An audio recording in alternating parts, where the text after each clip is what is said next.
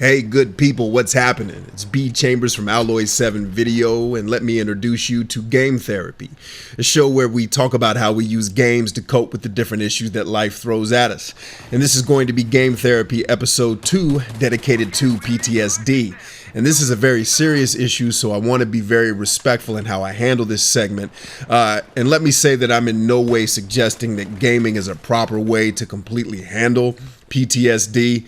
I'm just inviting you to see one of my own personal outlets that I use to cope with some of the symptoms that I've dealt with over the years as it relates to PTSD. Now, I was never officially diagnosed with PTSD after my combat experience. I can definitely relate to some of the symptoms that you'll see here in the definition. And the definition that I'm going to be reading comes from Wikipedia because I thought it was pretty solid. But if anyone out there is watching this and you're more educated about this topic than I, and you hear any discrepancies, please feel free to chime in the comments section. So here goes. PTSD, or post-traumatic stress disorder, is a severe anxiety disorder with characteristic symptoms that can develop after the direct experience of an extremely traumatic stressor, such as the threat of violent death or serious injury. To fit the criteria of PTSD, the individual must react with intense fear, helplessness, or horror. The characteristic symptoms include a persistent re-experiencing of the traumatic event and a continuing avoidance of reminders of the precipitating stressor, accompanied by a numbing of general responsiveness. So in my particular case, I experienced the re-experiencings, and that for me came through and still to this day comes in the form of dreams. Like, I have dreams very often about my experience there, and sometimes it has nothing to do with what I experienced specifically, but it's a dream about me and my guys being in some type of harm's way type of situation.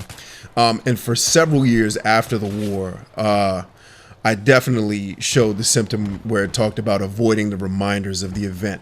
And for me, it was severe to the point where I even lost contact with friends who, during the time in my life I was very close with. And after, I just didn't want to deal with anything that had to do with the war. I wouldn't watch, military-based movies, TV shows, and like I said, I lost contact with a lot of my friends. Fortunately, in more recent years, I've gotten over that, and I've reconnected with a lot of these folks and begun to reconcile those relationships.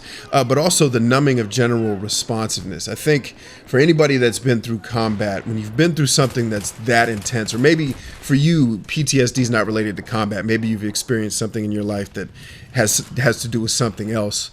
For me, that numbing of general responsiveness, I think to a certain degree I still experience that. It's when you go through a situation where everything you're doing, all the decisions that you're making and all the actions you're taking are based upon you trying to protect your brothers and yourself in a hostile environment. When you come out of that, it's very hard to give other things in life that level of importance. Like if you're at work, or if you're, doing a hobby with other people, you'll see that people take things to a degree of seriousness that you just really don't have the ability to, because in your mind, you're always looking at it from that perspective of, man, nobody's going to die if we don't do this. Nobody, it's not that big a deal. Whereas with other people who don't have that perspective, for them, they can interpret your approach to the situation as being kind of numb or unresponsive. But with all that said, you may find it strange that one of my coping outlets in terms of game therapy is Battlefield 3, or games like Battlefield 3. I also play a little bit of Call of Duty, and I also loved Operation Flashpoint. But you may have heard the term or the phrase "war is a drug," especially if you've seen the movie The Hurt Locker. And I believe that's true. And if you're not a combat veteran, the best analogy I can give you is if you're an athlete, that feeling you get before the big game, and then once you get into the big game. For me, when I played football, I was always edgy until I got my first tackle, you know what I mean? Or my first catch. And that adrenaline rush of being in the fight and knowing that death hangs in the balance is a crazy ride, and something that you can't really recreate outside of combat. And while I would never claim that Battlefield 3 or games like it recreate that level of intensity or even come close to it, it still does give you that sense, that rush of, man, this is dangerous. What I'm doing is, you're fighting with these other guys. But more importantly, what I get out of the gaming experience in games like this is the team aspect. When you play on a team that's really well organized, there's nothing like that in a battlefield situation, whether you're playing Conquest or Deathmatch.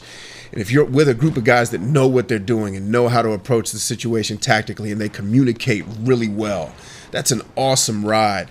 And a lot of people ask me, do I miss the military? Do I miss being in that environment? And I tell them, I don't really miss deployments, because deployments by and large suck. You're away from your family. You're in a situation where basically your entire life is being controlled, what you can do, what you can't do. And then especially once you get into the combat environment, everything is focused on the mission for the most part.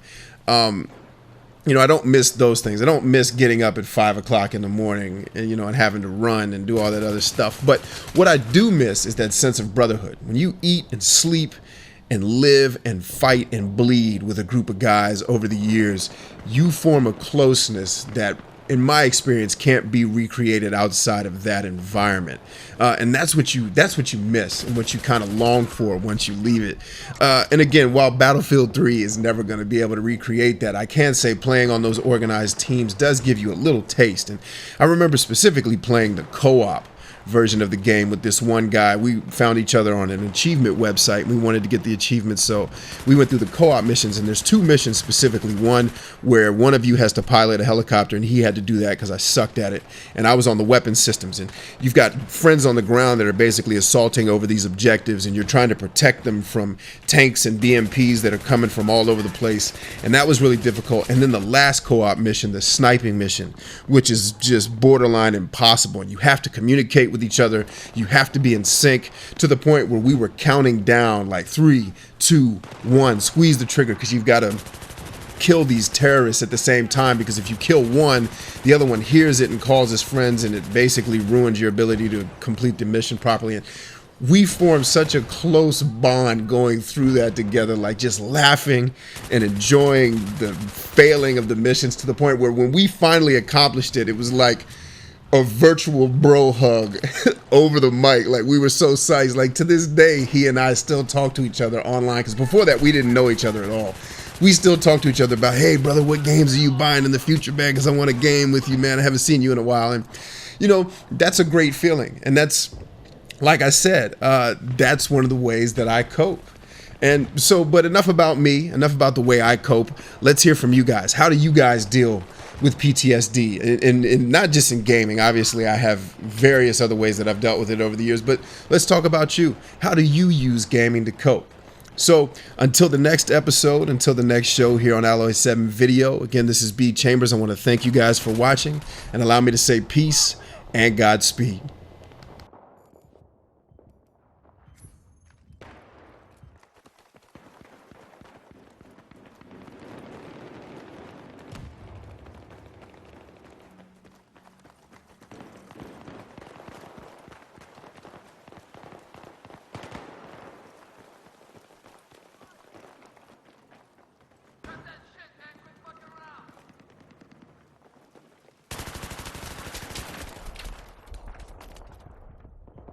Alloy 7.